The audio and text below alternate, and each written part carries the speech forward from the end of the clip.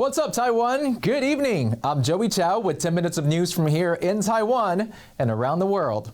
Today, we're celebrating International Women's Day by bringing to you an exclusive interview with Nobel Peace Laureate Maria Ressa.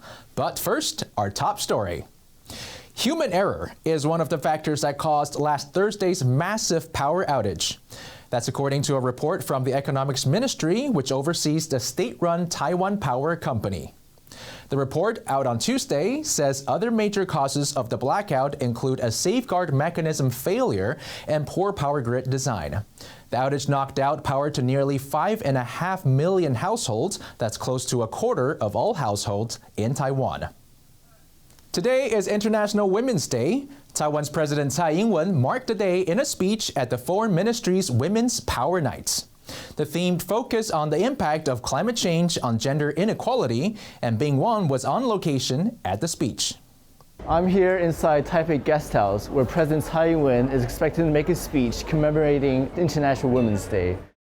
The events to come this week will focus on women and climate action, echoing the theme of the 66th section of the United Nations Commission on the Status of Women.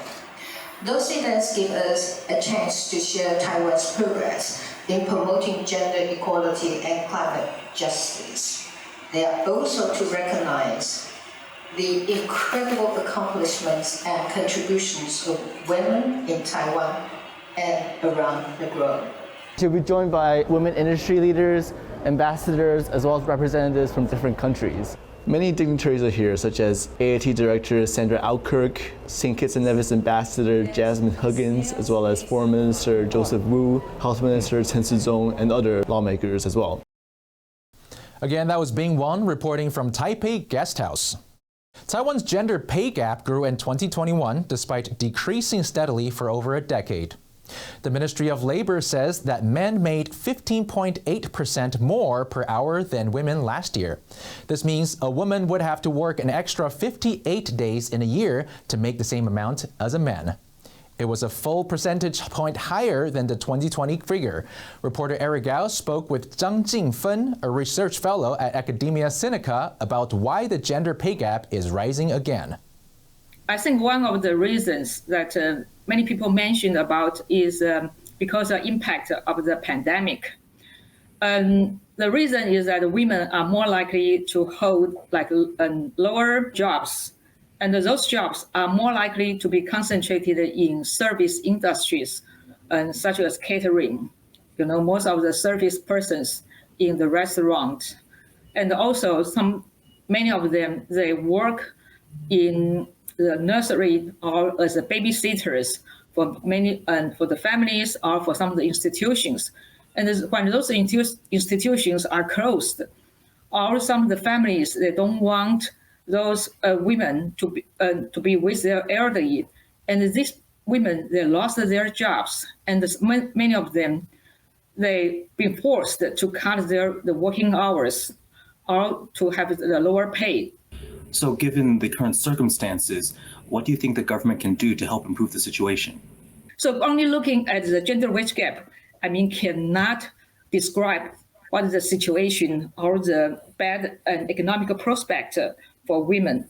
So for one thing that the government can do in terms of to reverse some deterioration of gender wage gap is to raise the basic wage for all the workers, but also they should try to help or subsidize some of the industries which are affected badly by the pandemic, and to subsidize either the wages for the workers or to encouraging those employers to hire back those female workers so that they can make the money again.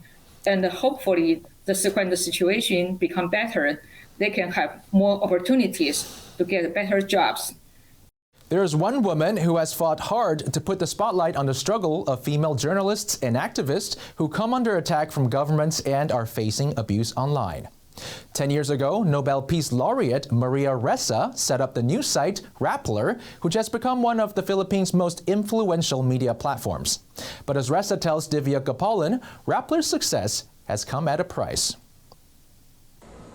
Veteran journalist Maria Ressa has become known for making the headlines as much as reporting the news. After a storied career, the former CNN Southeast Asia bureau chief was awarded the Nobel Peace Prize in December for her efforts in safeguarding free speech and standing against an autocratic regime in her native Philippines. We were attacked again by the Solicitor General, ludicrous lies that I will continue to fight. We have more criminal complaints, and we will 12 more in like a little more than a week and a half. That's okay. These are like political harassment. It didn't work before, it's not going to work now. The court cases began piling up against Ressa after Rodrigo Duterte assumed the presidency in 2016. Among the crimes she was accused of, fraud, tax evasion, and cyber libel, all tied to the online news site that she launched in 2012, Rappler. In the last few years, Ressa has been arrested several times and released on bail. But Rappler's work has empowered a new generation of journalists to expose corruption and abuse of power in the face of government intimidation. Part of Rappler's strength comes from the fact that my co-founders are 3 other strong women. And, the joke among us is that, only one person can be afraid at a time. So we rotate the fear.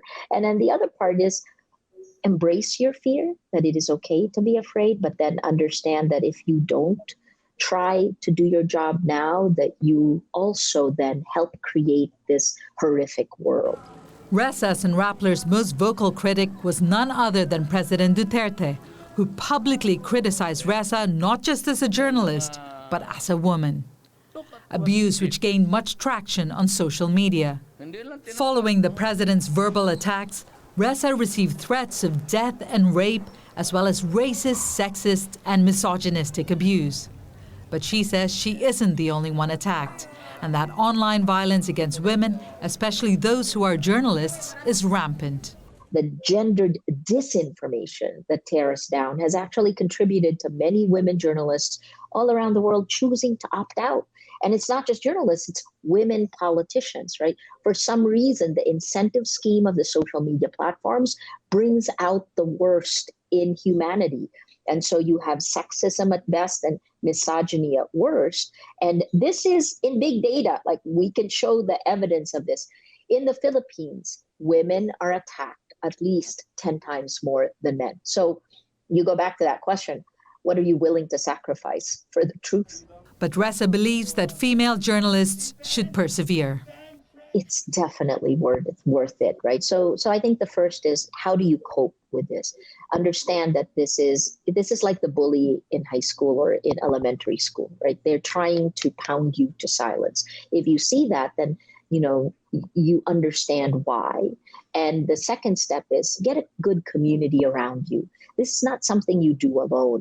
Rappler now has a staff of more than 100 and strongly encourages citizen journalism. Ressa is still fighting criminal charges that could land her in jail for life, while Duterte remains widely popular among Filipinos, despite now being investigated internationally for his drug war. I wouldn't do anything differently. I think I make every choice because I'm learning something. And every time I learn something, I get stronger and better. So embrace your fear. I always say this, whatever it is you're most afraid of, you touch it and embrace it. There are only 3 months left to Duterte's presidency.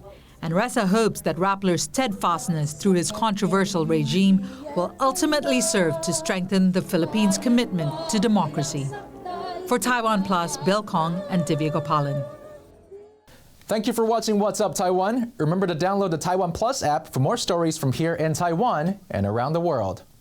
Every woman can be the shero of her own story, so today for International Women's Day, we leave you with pictures of sheros from around the world. I've been Joey Chou. Have a great night, and I'll catch you on the flip side.